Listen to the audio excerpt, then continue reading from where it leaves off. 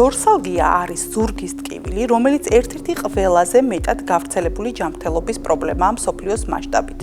სტატისტიკურად მოსახლეობის 60-80%-ს ცხოვრებაში ერთხელ მაინც განუცდია ზურგის ტკივილი.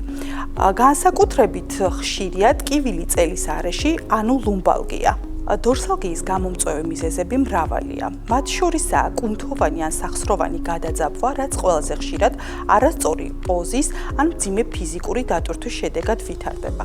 ასევე აღსანიშნავია ხერხემლის მალთაშუა დისკების დეგენერაციული ცვლილებები, სკოლიოზი, კიფოზი, მალთაშუა ხვრელის თიაქარი, ხერხემლის ტრამვები, ინფექციური და ანთებითი პათოლოგიები, როგორიც არის სპონდილიტი, სპონდილოდისციტი, ასევე შინაგანი ორგანოების პათოლოგიები, მაგალითად თირკმლისა და გულის პრობლემები, რომელიც შესაძლოაარეკლილი ტკივილის სახით იგრძნობოდეს ზურგის არეში. დორსალგია უფრო ხშირად ვლინდება 30-დან 60 წლამდე ასაკში, თუმცა ნებისმიერ ასაკში შესაძლოა ჰქონდეს ადგილი.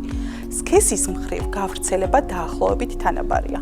ამ დაავადების ძირითადი ჩივილია ზურგის ტკივილი.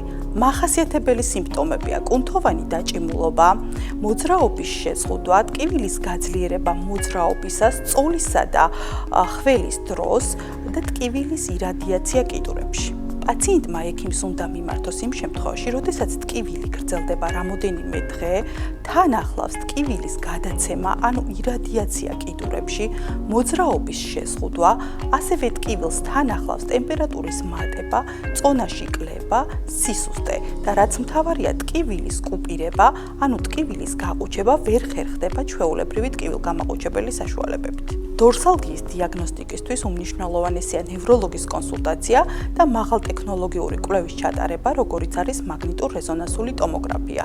ნიუ ჰოსპიტალსი აღჭურვილია შესაბამისი მაღალტექნოლოგიური აპარატურით და მაღალკვალიფიციურ ნევროლოგთა გუნდი 24/7-ზე მზადაა პაციენტების მისაღებად.